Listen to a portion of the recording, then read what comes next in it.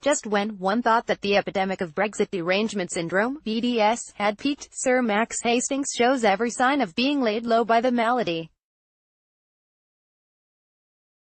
At least that is the impression I get from a slightly absurd article by the historian and former editor of the Daily Telegraph and London Evening Standard in today's Times. The piece is a handy repository of the mistaken thinking of Remainer Tories. Sir Max begins by stating the obvious, that it is a good thing that contemptuous nomenclature for foreigners, juries, awops and frogs, has gone out of fashion since the Second World War. He then claims that one of the ugliest aspects of Brexit is that it has generated a resurgence of casual abuse of foreigners, and of Europeans in particular.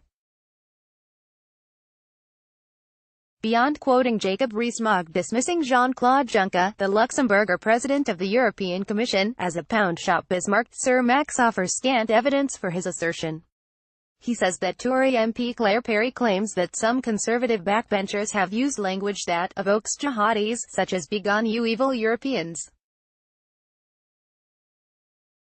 Sir Max does not mention to his readers the fact that Ms. Perry campaigned for Remain nor the context in which these remarks were made. The archaic expression, "begone," suggests levity to me. He goes on to say, the vulgar abuse directed at the red EU passport and triumphalism about restoration of the old blue British one would have embarrassed a 19th-century jingo. That particular sentence made me wonder if Sir Max had written the piece at high speed. For a few moments consideration about what the Victorians might have thought about their country, and the waves around it, being ruled in effect by a committee in Belgium, shows it to be a rather silly statement. However, BDS does induce fanciful rhetoric. He expresses disappointment with Jeremy Hunt for comparing the EU to the Soviet Union, because Mr. Hunt was considered sensible. Sir Max is probably correct that Mr. Hunt was just showboating as an aspirant Tory leader. It is a shame he did not add that one of the problems this government has had in dealing with Brexit is that the vote and the constitutional crisis that followed has always been for them a play within a play, in this case a boring farce about who was going to be the next leader of the weak and two-faced Tory party. Then Sir Max majestically steers his pen out onto the high, rolling fields of cliché and exaggeration.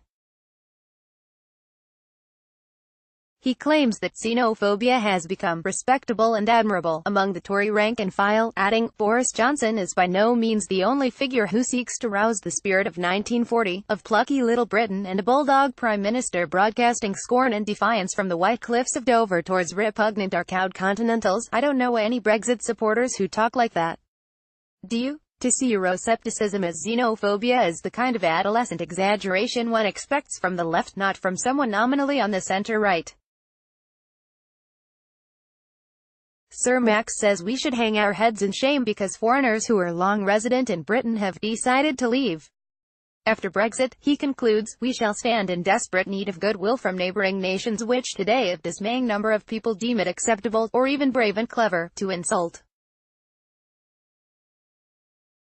Since Sir Max insists on dragging the Second World War into this argument, I have to say his piece put me in mind of Noel Coward's satirical 1943 song Don't Let's Be Beastly to the Germans, a favourite of Winston Churchill's, and banned by the BBC evidently because people who did not understand its intent were enraged by it, though you have to wonder what the BBC's real motive was, given Coward's reasons for writing it, as a satire directed against a small minority of excessive humanitarians, who, in my opinion, were taking a rather too tolerant view of our enemies. The BBC in those days being, in the words of one of its employees, George Orwell, something halfway between a girls' school and a lunatic asylum. But I digress. Die-hard Remainers would be far less irritating if they were prepared to admit error on their own side and were a little more open about the shortcomings of Brussels. For instance, during the long years leading up to the Brexit conflagration, Britain was subjected to huge waves of immigration through the EU. This policy was begun by New Labour as part of its policy to rub the right's nose in diversity, and was continued with enthusiasm by the Conservatives, driven on by organisations such as the CBI, which of course is funded by the EU. The public was never asked about this in any meaningful way. It was just done, and anyone who raised concerns, particularly among the poorest who felt the impact most, was dismissed as racist or swivel-eyed. Nor were they asked about the various treaties signed with the EU over the past 25 years. Many areas of this country, particularly in London, are now in effect foreign. In the area of South London where I live, I hear more European accents in the streets than English ones.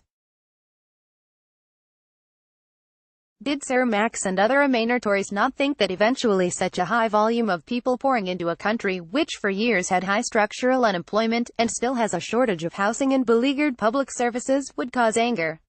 Did he not foresee that ceding supreme power over our courts and laws to German-dominated Brussels would be a slap in the face to the public who thought that the House of Commons ran Britain? He does not say in his piece.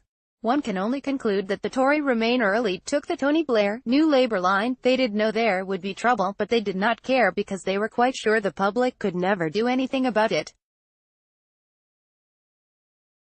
Then came June 23, 2016, and the reckoning for all that sleight of hand governing.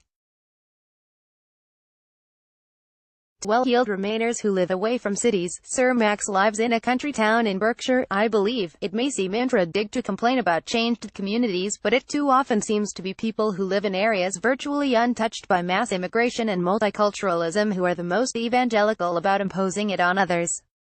See the Chipping Norton Remainer set. All things considered, I do not think the British have been so very beastly to the EU. In fact, it is rather the other way round, and Remainers would do their blood pressure a favour if they took that into consideration.